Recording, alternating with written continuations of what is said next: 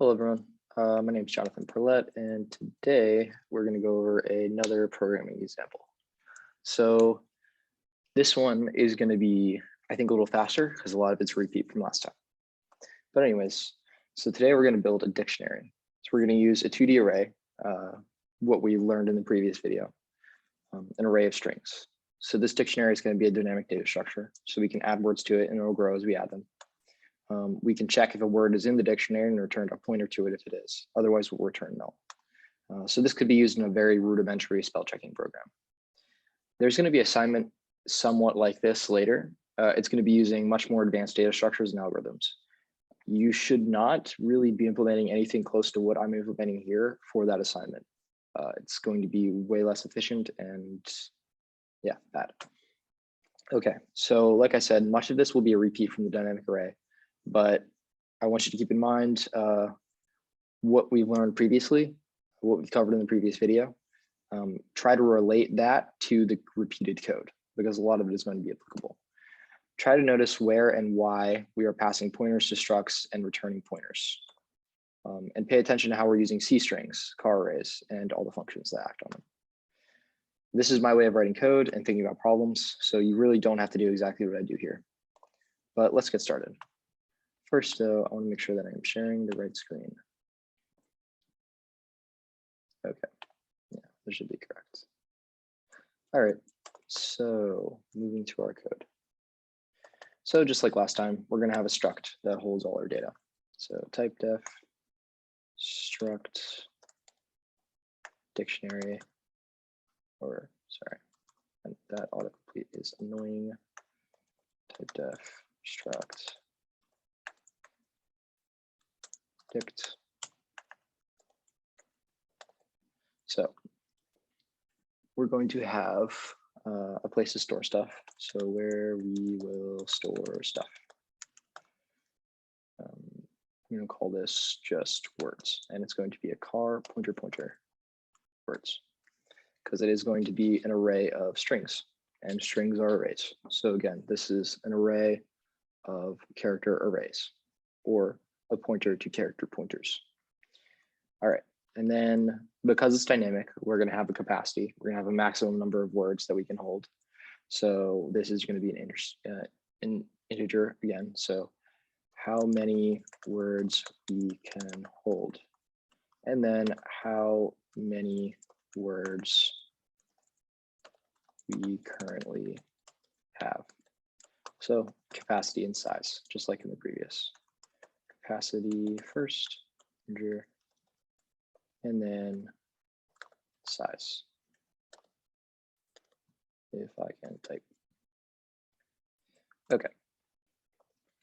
So I'm not going to go over the more careful way of doing things, but what's the first thing we do once we have a structure? Let's make a constructor for it.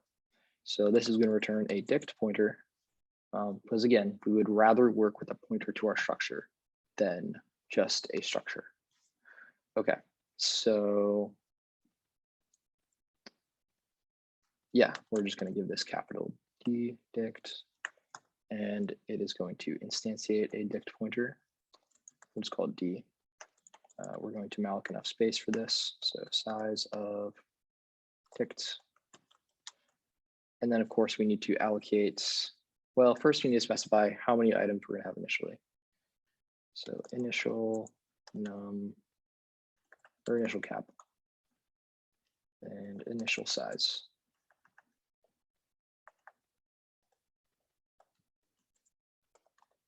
Which should be 0. But anyways, capacity first. D capacity equals, we'll just say, we'll say 1. We'll give it the chance to grow, just like we did last time. So then we'll say alloc enough space for cap num of strings. So that many character pointers. Yeah. And again, we're going to allocate to the words pointer. We're going to set this equal to malloc size of car pointer, because again, this is a pointer to character pointers, times d cap, which will be 1. And the initial size, we will just set to 0. And then we're going to return our struct. Return d.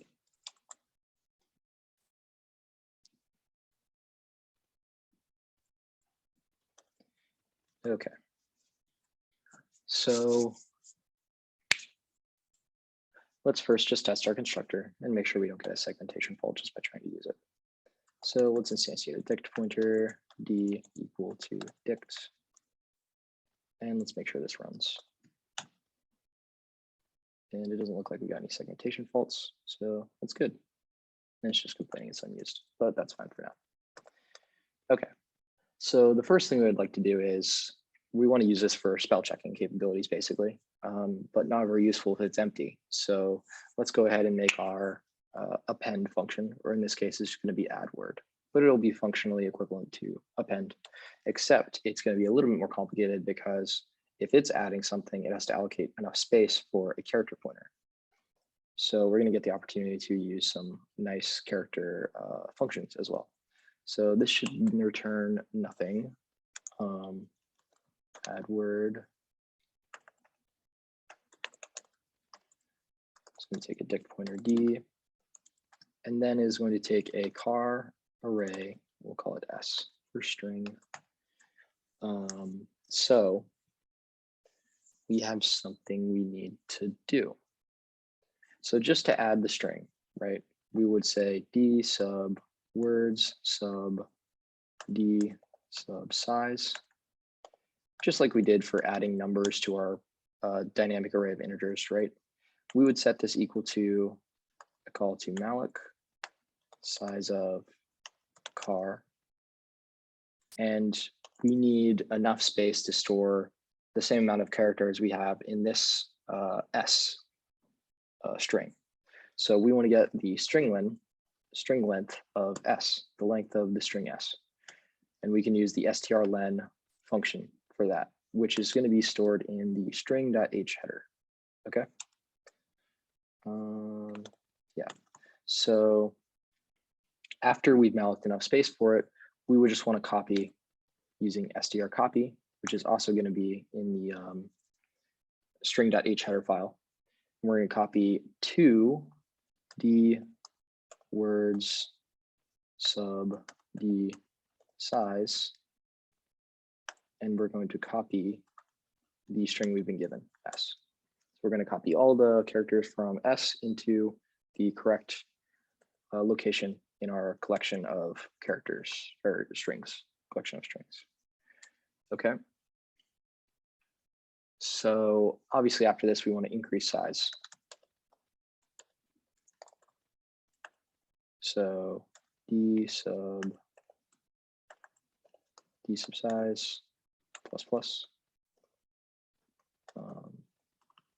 allocates enough space for new string. Copy given string to new string. It also might be more efficient to let them pass in the length of the string itself, so we don't have to compute it using strlen, but just to make it easier for ourselves, we're just going to use strlen instead. Okay. And let's make sure this works to add a single string. Just real quick. So d, and sorry, let's just do word d.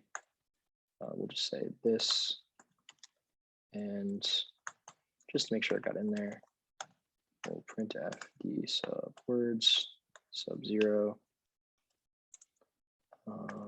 And we'll just let it do it like that. I don't care. Okay, and we do indeed get this. If we put a new line in that string, be something like that instead. So yeah, you get this. So this in itself is good, but obviously we know from the dynamic array example that this isn't good if we're not increasing the size or allocating more space when we run out of it. So we need to check for that case. We need to check specifically that the size equals the capacity. in which case we need to resize the array. But we already know about realloc. Realloc is a much shorter usage. So we're just going to use realloc here instead of going through the whole process of making the resize function. So we're going to say the capacity times equals 2. So we're going to double that capacity. And then we're going to set the words equal to realloc, the words the capacity times size of car pointer. Okay. And of course, semicolon there. Okay, so now we should be able to add multiple words. Actually, let's just try and add, well, that should be fine.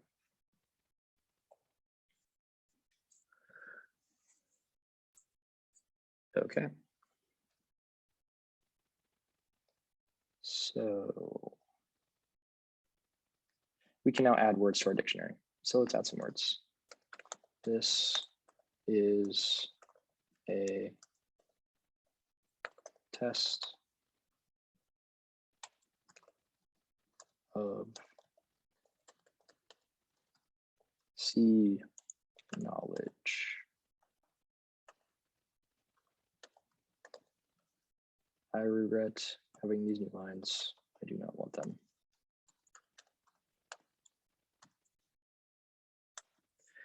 Okay. So one of the other things that we always make is just a print function. So let's go ahead and make that.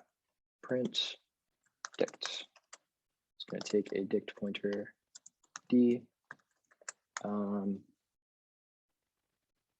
And we're just going to simply for loop int I equals 0, I less than D size, I plus plus, and then just printf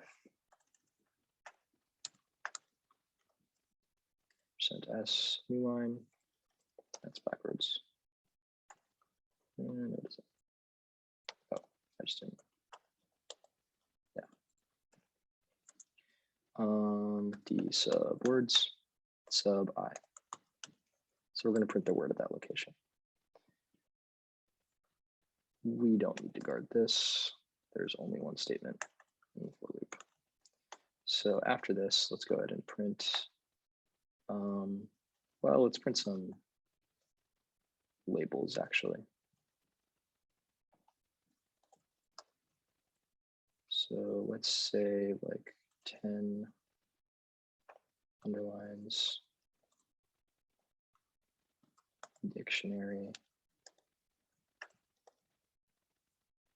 and another 10 underlines. And a new line at the end. And then all we'll do here is do the same thing, but we'll just remove this.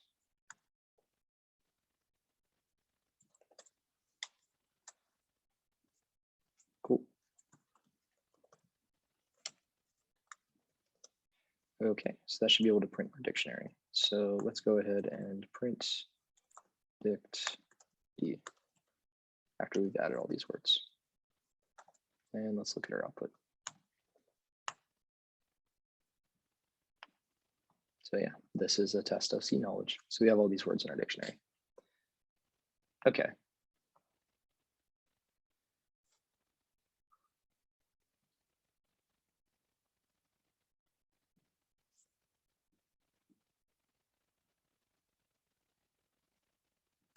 So let's slow down and think about what we're doing here. When are we modifying our arguments? When are we returning pointers? So again, in this constructor function, we're obviously returning a pointer. We wouldn't want to do all of this work every time we want to get something of this type, every time we instantiate like a word dictionary. So we create something that does everything we need. It allocates space for it, it sets an initial capacity, allocate space for the words array. And again, notice that this is 2D array. This is an array of character pointers. So this is an array of arrays. And we're setting an initial size. So this is an example of returning pointers. Notice all our functions, our methods, add word, print dict. This is modifying the pointer, and we are passing the pointer. We would not want to pass the actual struct D. This is going to be not so large in this case, because again, it's just copying this pointer to a pointer. So a pointer is just 8 bytes. It doesn't matter what it points to, that's not being copied. But this capacity and size are being copied. And if we wanted to, say, change this size inside this function, we wouldn't be able to do it because we don't have the address of this. We would just be referencing, referencing a copy of this struct and therefore a copy of this variable. What we would have to do is actually modify it and then do something like set D equals add word D, like test or something like this. We would instead have to return the struct that we changed to get back what our new information. This is more awkward. And again, if you're dealing with very large structures, you do not want to do this. It's slower, it's wasteful, it's not the way most people will do things. So it's just going to be hard to Google as well. Not that you should be Googling, but general C knowledge, yeah. Don't do that. What else? Okay, I think that's it for now. Let's move on. So now we would like to say check if a word is in our dictionary. We're going to use string compare for this.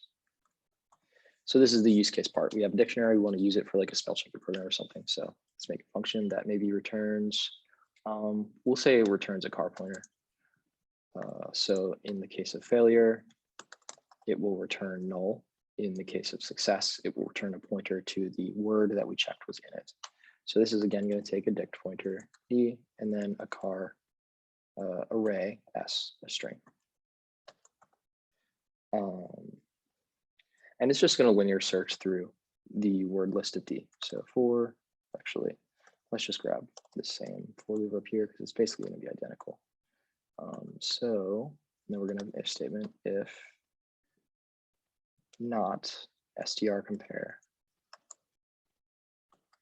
D sub words sub I and S. So it's important here to understand what str compare does. It returns basically the subtraction. It basically subtracts the two strings from each other. So it returns a number. Let's slow down. So one, it returns 0 if they're equal. Okay, they are exactly lexicographically, positionally equal. They are the same string, they're 0. If they're lexicographically, like A is less than B lexicographically, then it will return a negative number. If the opposite case, it will return a positive number. But the important part is that it returns 0 if they're exactly equal. So you have 0 and then you're inverting it with a not. So if you have a 0, it becomes a 1. If you have anything else, it becomes a 0. So this will be positive in the case that they are the same string, the word sub I string and S. Okay, and if that is the case, we just want to return a non-null pointer. So we want to return D words sub I. Okay, and this isn't guarded. So this is one statement, so we don't really need to guard it. But otherwise, fall through case, we will just return null. And this is how we know that the string was not in our dictionary. Okay.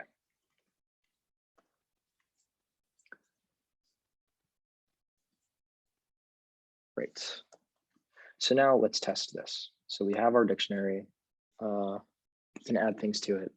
Now let's try and check for some words. So let's do a positive test to ensure that it's doing what we think it should be doing. If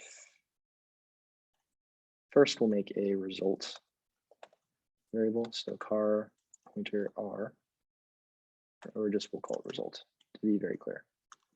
If the value of the assignment results equals indict, and we'll create a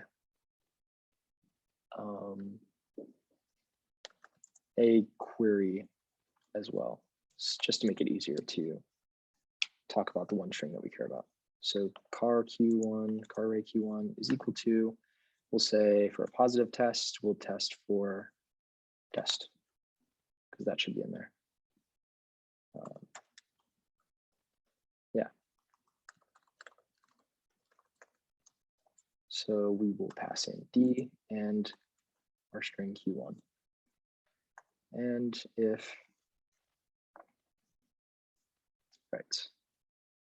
this is, the value of this assignment is not null, which means indict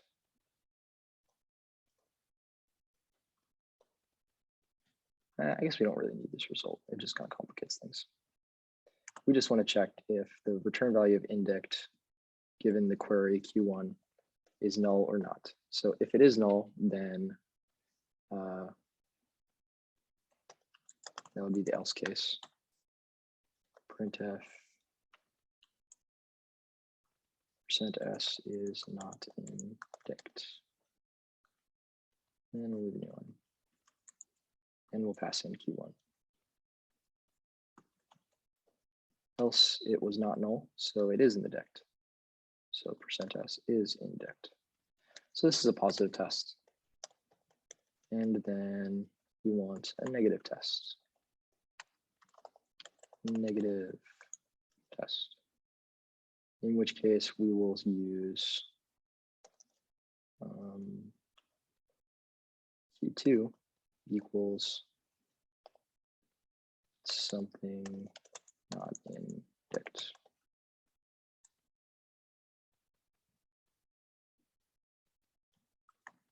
Just realize this is kind of heinous to not have that be an actual word. So add word D. But it also makes you notice that we're not really restricting the strings in here. They don't have to be single words. They could be entire sentences. Kind of defeats the purpose of a dict, but oh well. So we're going to check if this entire sentence is in the dictionary. So we're going to replace these with Q2. And let's go ahead and try this test. So test is in dict, and something not in dict is not in dict. So great, we did it. So we can instantiate a dictionary with our constructor. We can test if something is inside our dictionary and act or take some action if it is or isn't. So in this case, if somebody asked us, is this a word? And we have a dictionary of English words, we would say, no, this is not a word. If we were given a file of English words and we read them in, we could even put them in our dictionary structure and then search it that way, and we'd actually be a somewhat useful program. This is just bare bones, meant to demonstrate how to de-arrays function. Okay, so the last thing we need to do is make our delete function, right? Void delete dict pointer D. So again, like we talked about, this is, again, a struct, which has a pointer. So one, we need to free the pointer. But again, that pointer is also a 2D array. It is a pointer to pointers. So we need to free each of the pointers that it is contained in its space, each of the pointers that it points to, so to speak. So we have quite a bit to do here. So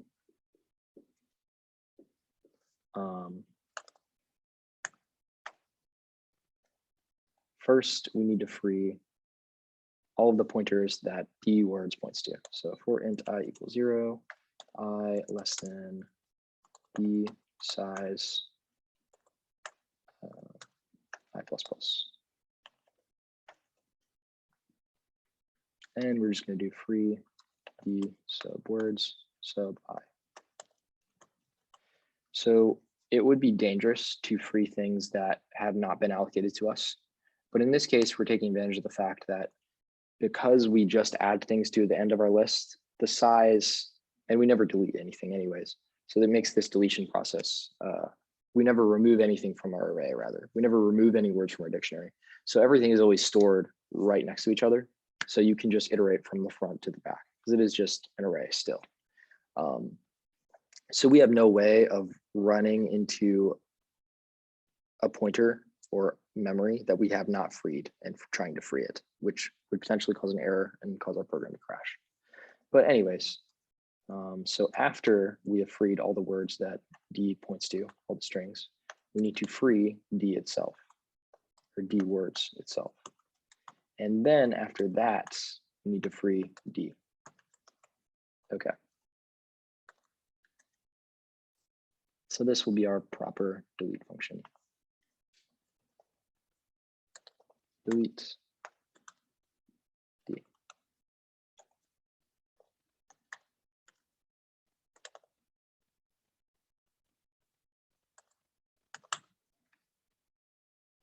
Okay.